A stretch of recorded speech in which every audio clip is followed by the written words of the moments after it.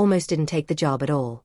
She'd been cleaning houses in Boston for 6 years, ever since she'd left Providence with nothing but 2 suitcases and a promise to herself that she'd never again depend on anyone the way she depended on the man who left her and her mother when Maria was 14. The Hargrove estate was her 7th client that year, and by far the coldest.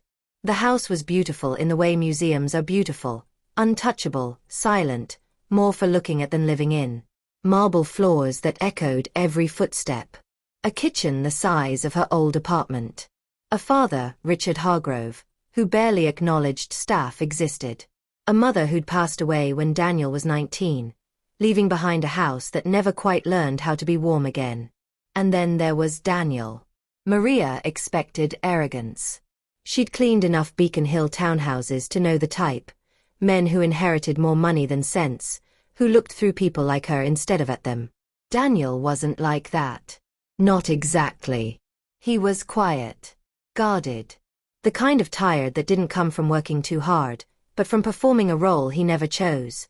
Dutiful son, promising heir, perfect fiancé to a woman his father had all but selected for him. The first time he actually spoke to her, really spoke, not just a distracted thank you, was on a Thursday afternoon when she found him sitting alone in the kitchen at 2 p.m., staring at a bowl of cereal he hadn't touched. "Rough day?" she'd asked before she could stop herself. He looked up, surprised anyone had asked. "Rough year," he admitted.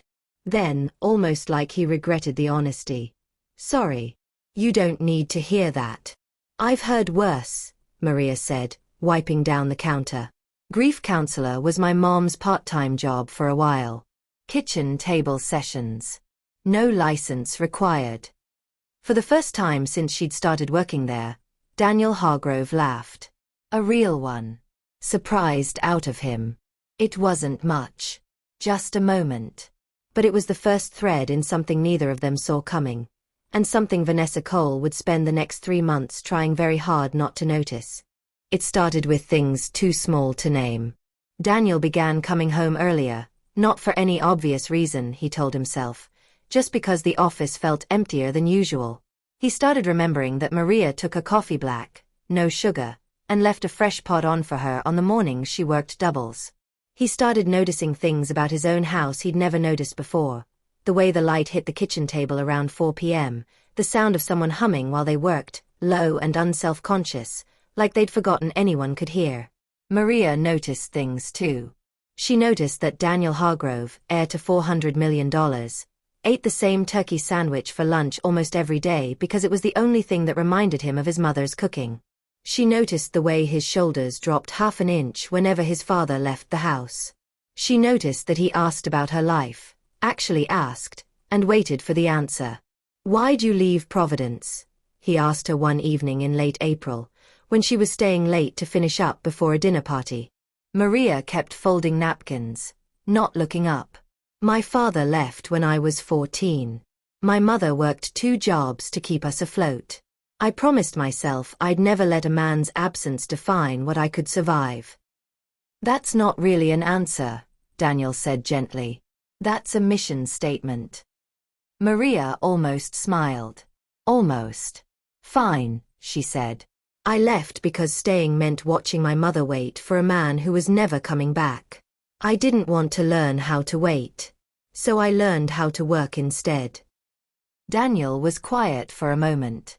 "Vanessa's never waited for anything in her life," he said, almost to himself. "She's never had to." It wasn't a criticism, exactly. But it wasn't nothing, either.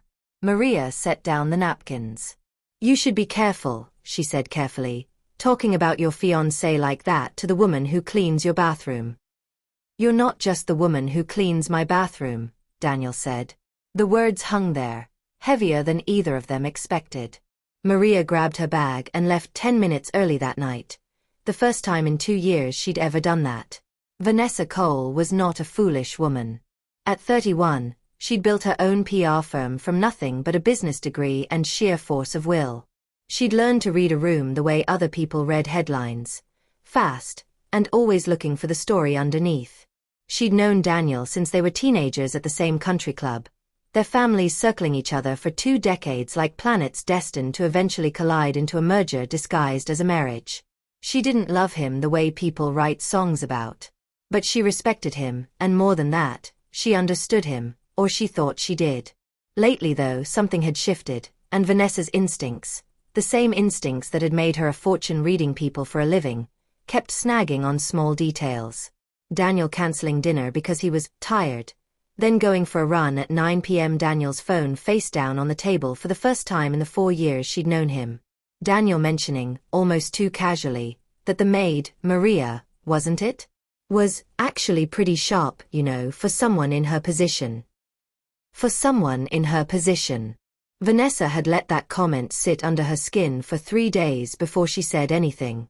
"You're spending a lot of time thinking about the housekeeper," she finally said one night, swirling wine she wasn't really drinking. Daniel didn't even look up from his laptop. "She's easy to talk to. And I'm not." That made him look up. "That's not what I said. You didn't have to." Vanessa set her glass down harder than she meant to. "Daniel, I need you to hear me. Whatever this is, this little friendship, this project of yours, it ends before the wedding. I'm not going to spend the next 50 years wondering if my husband's real conversations are happening with someone who irons his shirts." Daniel's jaw tightened. "She's not a project. She's a person." "She's an employee," Vanessa corrected, sharper now. "And I think you're forgetting that because it's convenient for you to." Neither of them said the word that mattered most in that moment. Neither of them said falling. But it was already too late for that. The engagement party was supposed to be simple. Family, close friends, a quiet celebration before the real chaos of wedding planning began. Richard Hargrove had insisted on hosting it at the estate, the same house where, in a few weeks, everything would come apart. Maria wasn't supposed to be working that night. She'd asked for it off weeks ago. But the regular event staff cancelled last minute, and the house manager begged her to help serve, just for a few hours, just enough to get through the night. She almost said no. She said yes anyway, because saying no would have meant admitting to herself exactly why she didn't want to be there. Watching Daniel Hargrove get engaged to someone else in front of a room full of candles and string lights and forced smiles. She kept her head down all night. Refilled glasses. Cleared plates. Made herself as invisible as the job required. It almost worked. Then, near midnight, she found herself alone in the kitchen, catching her breath, when Daniel walked in, not looking for her, he'd say later, just needing 5 minutes away from the noise. He stopped when he saw her. "You weren't supposed to be here tonight," he said quietly. "Neither was I," Maria said, trying for lightness and missing. "But here we are." Daniel looked at her for a long moment. Longer than was safe. Longer than either of them could explain away later as nothing. "Maria."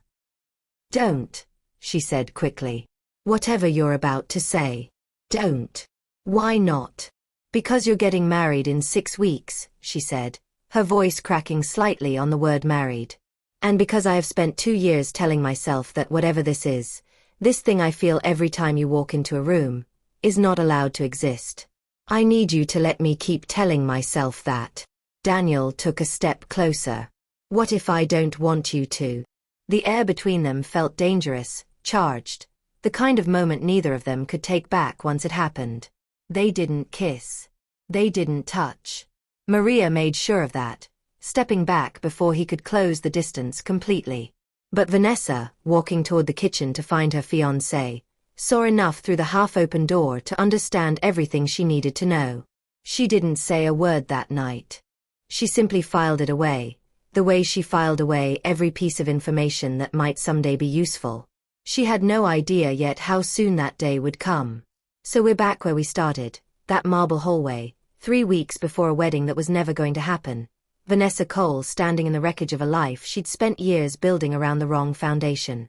"My God," she whispered again. "You actually fell for the maid." Daniel didn't flinch from it this time. "Her name is Maria," he said quietly. "And you're right. I did." Vanessa laughed, but there were tears in it now, the kind that came from something deeper than embarrassment. Do you know how humiliating this is? Everyone's going to say I wasn't enough. That the great Vanessa Cole couldn't keep her own fiancé from falling for the help. This was never about you not being enough, Daniel said. You are one of the most impressive people I've ever known. That was always the problem, Vanessa. I spent 4 years trying to feel something for you that matched how impressive you are, and I couldn't, because impressive was never what I needed. I needed honest. I needed someone who wasn't performing for me and I wasn't performing for. Vanessa wiped her eyes fast, angry at herself for crying in front of him. You should have ended this months ago. Before the invitations. Before my mother started planning a seating chart. Before I let myself actually believe this was going to work. You're right, Daniel said. I was a coward. I kept telling myself I could learn to want the life everyone had already picked out for me. I'm sorry it took me this long to admit I couldn't. For a long moment, Vanessa said nothing. Then quietly, almost to herself, I saw you too, at the engagement party. In the kitchen. Maria, still standing frozen near the doorway, felt her stomach drop. I didn't say anything, Vanessa continued, because some small, stubborn part of me thought if I ignored it, it would go away. That's on me. Not you. Not her. She looked at Maria directly for the first time, and there was no more venom in it, just exhaustion. You never did anything. I want you to know I know that. You never crossed a line. You just existed, and he chose to see you. That's not a crime. It just feels like one when it happens to you. Maria stepped forward for the first time. I never wanted this, she said honestly. I never wanted to be the reason a wedding fell apart. I tried very hard not to feel what I felt. I know, Vanessa said. That almost makes it worse. She let out a long breath, gathering the last of her composure like a woman who had built an entire career on never letting people see her come undone. I need to go. I need to call my mother before the caterers do. She walked to the door, then paused, hand on the frame, and looked back at Daniel one last time. I hope she's worth it, she said. I hope this wasn't just about wanting something you weren't allowed to have. Then she was gone. Heading. What was left behind. Narration. The weeks that followed were not romantic in the way movies make heartbreak look romantic. There was no triumphant embrace the moment the door closed behind Vanessa. There was just silence, and the strange, disorienting quiet of a house that had been holding its breath for months finally exhaling. Richard Hargrove did not take the news well. He called Maria's feelings for his son an inconvenience before he called them anything else, and it took weeks, and a harder conversation between father and son than either of them had had in years, before he was willing to even sit in the same room as her. You understand what you're giving up, Richard told Daniel one night, not unkindly, just tired. The merger with the Coles. The partnerships. Years of relationships I built assuming this marriage would happen. I understand, Daniel said. But I'd rather build something real from nothing than inherit something hollow that was already finished for me. Maria, for her part, didn't move into the mansion, didn't quit her other clients, didn't let herself be rescued the way people assume women in her position want to be rescued. She kept her apartment. She kept her independence. When Daniel finally asked her 6 months later if she'd consider a life with him, really consider it, not just survive it, she made him agree to something first. I'm not going to be your secret anymore, she told him. And I'm not going to be your rebellion against your father, either. If we do this, it's because you want me. Not because you're tired of the life you were supposed to live. I want you, Daniel said simply. I've wanted you since a Thursday afternoon and a bowl of cereal I couldn't eat. Everything else was just me being too afraid to say it. Heading. 1 year later. Narration. The wedding, when it finally happened, looked nothing like the one that had been planned in that marble hallway a year before. It was smaller. Warmer. Held in a backyard in Providence, at the house where Maria's mother still lived, string lights hung between 2 old oak trees instead of a ballroom chandelier. Richard Hargrove came. He didn't say much, but he stayed the whole night, and at one point Maria caught him laughing, really laughing, at something Maria's mother said about raising strong-willed daughters. Vanessa wasn't there, of course. But 6 months after the engagement ended, she'd sent Maria a short, unexpected email. "I don't forgive easily," it read, "but I've had time to think, and I don't think either of us did anything wrong except stay quiet too long about what we actually wanted. I hope it works out for you. I mean that." Maria never wrote back with anything clever or dramatic. She just wrote, "Thank you. I hope you find what you actually want, too." As it turned out, Vanessa did. A partner at her own firm, acquired a kind of love story that never made headlines, which was exactly the way she wanted it. As for Daniel and Maria, standing under those oak trees, exchanging vows they wrote themselves instead of ones handed down by two families' expectations, the lesson of their story wasn't really about class, or money, or which side of a mansion's kitchen door you were standing on. It was simpler than that. Sometimes the life everyone assumes you're supposed to want isn't the life that was ever meant for you. And sometimes the bravest thing a person can do isn't chasing the impressive thing, it's choosing the honest one, even when it costs you everything you thought you needed to keep. Daniel Hargrove learned that lesson in a kitchen, over a bowl of cereal he never finished. And Maria Delgado learned that sometimes, the man who sees you clearly isn't the one people expect, but he's the one worth staying for.